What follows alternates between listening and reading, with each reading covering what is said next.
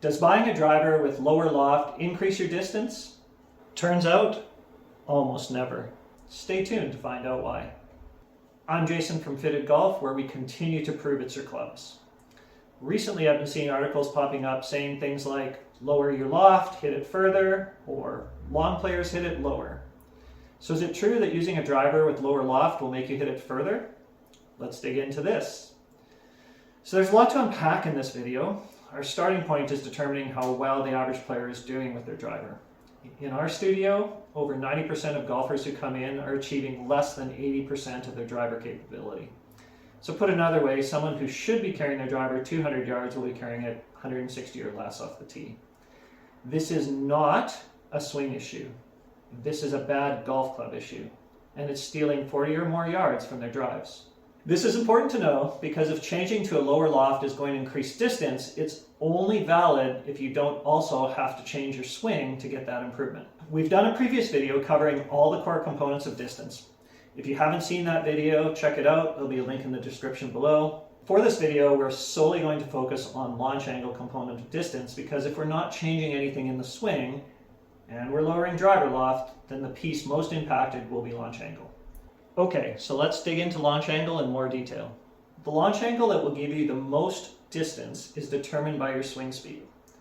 The faster you swing, the lower your target launch angle for maximum distance will be. The largest contributor to launch angle is the loft of your driver.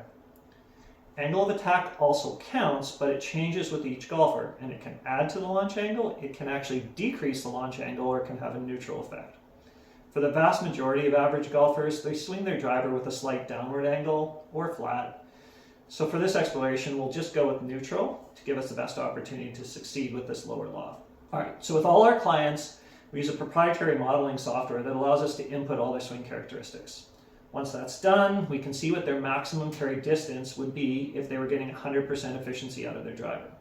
In fitting, we tend to focus more on carry distance as it's the largest portion of the distance for a driver, and all the trouble on a golf course is on the ground. For example, a drive that lands at 220 yards, rolls out another 50, is generally less helpful than a drive that flies 235 yards in the air and rolls out 25. Golf course designers are aware of this and put obstacles in that zone where a lower mishit drive will fall into the pond, roll into a bunker, go through the deep rough, in which case it won't be rolling out that full 50 yards. The designers also shape fairways so balls that are rolling are fed into less desirable areas. So better to have your ball in the air subject to the line you took versus trying to navigate obstacles on the ground.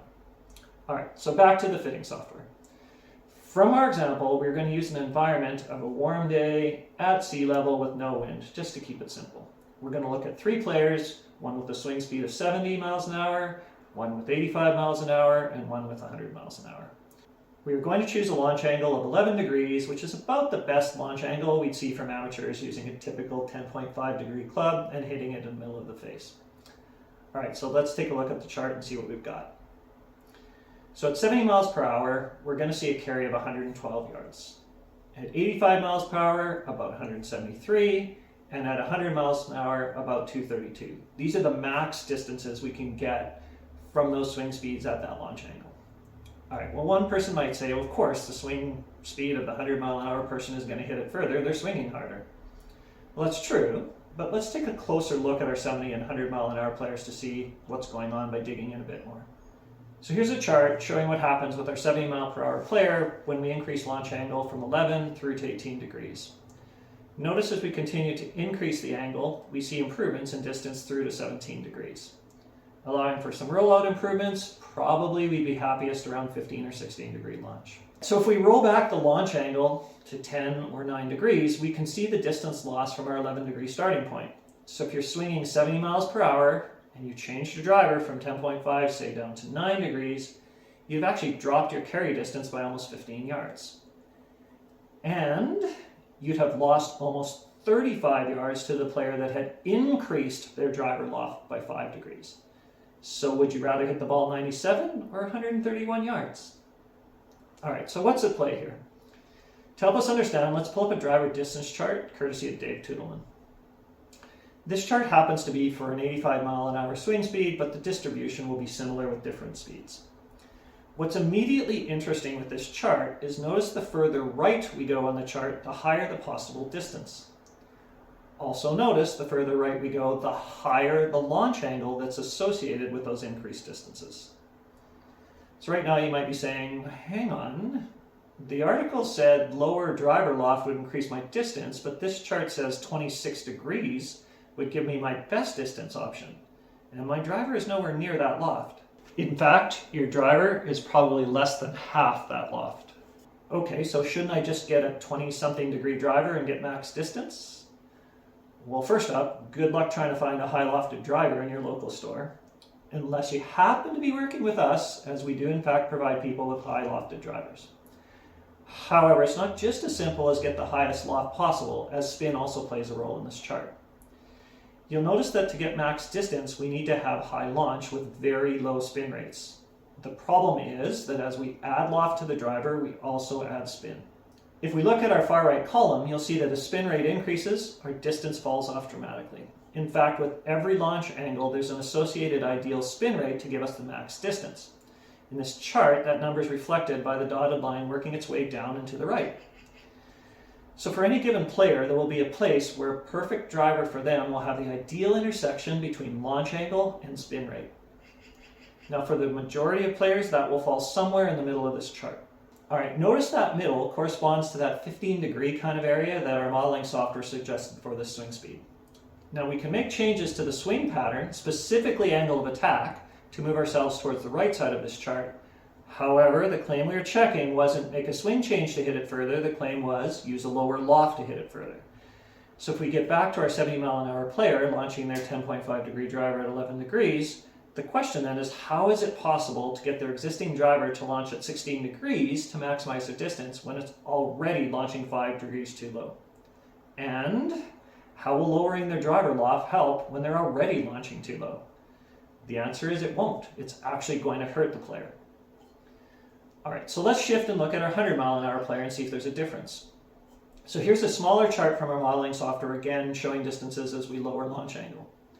In this case, we can see that 11 degrees of launch happens to coincide with their most optimal distance.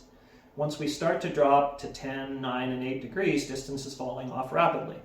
We might be able to argue that rollout will be better with the 10-degree launch, so total distance may improve, but it'll be a marginal improvement for a complete club change. Also, more loft and spin gives better ball control, which means the small gain in total distance has a good chance of being offset by less left-right control in the drives. As we drop down to 9 and 8 degrees, we can see increasing losses in carry distance, and that's just not going to be overcome by improved rollout. Okay, so what have we established? That unless you're a 100-mile-an-hour or plus player, there's a very high chance you actually need more loft, not less loft, to gain distance.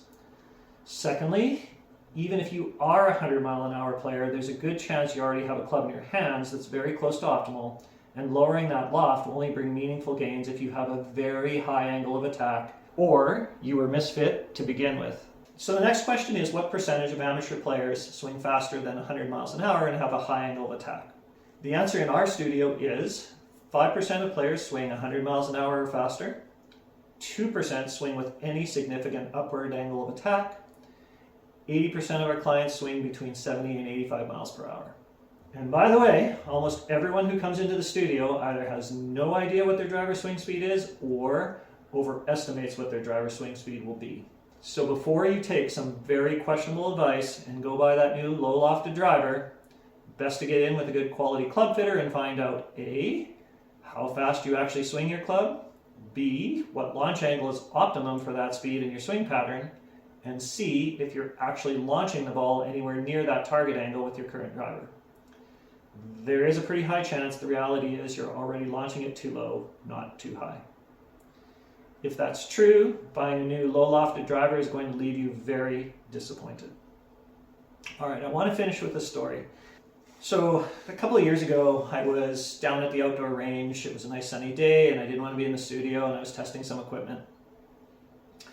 And beside me was a pair of people. It was a dad, I don't know, kind of mid-50s-ish, and I assume his son, about 20 years old. And they were hitting balls, and Dad was trying out his brand new driver. And looking over, when I watched the ball flight from Dad's brand new driver, I noticed that the ball came out incredibly low and just fell out of the sky. So right away I know the launch angle is too low and there's not enough spin to keep the ball in the air, and that club is not appropriate for him. So I notice he's getting frustrated, and finally his son grabs the club, tees the ball up, and hits it off the back of the netting on the range.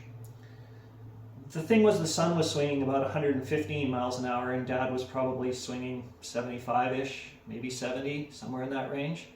So the club was perfect for the son, but terrible for the dad. Anyhow, son declares the club absolutely perfect, gives Dad some terrible swing advice, and back they go. I watched Dad hit some more shots, getting more and more disappointed, and it was a really trying moment for me. I didn't actually say anything because I didn't want to interfere. So when they finished, I watched a very dejected Dad pack his clubs off, walk away, feeling like he was the problem and he was a terrible golfer because how could it be this brand new club? It was a really sad moment for me because that's not how golf is supposed to be. The game's supposed to be fun, and we see this all the time when people go in and they get really bad advice on what clubs to play, they get terrible outcomes, and they think they're the problem because how could it possibly be this incredible club that somebody said was amazing and had all of this marketing and research and all these things put behind it? How could that possibly be the case? But it is often the case, and in this case it ruins someone's day, and every single time he goes out to play he's going to have that same experience when he pulls that club.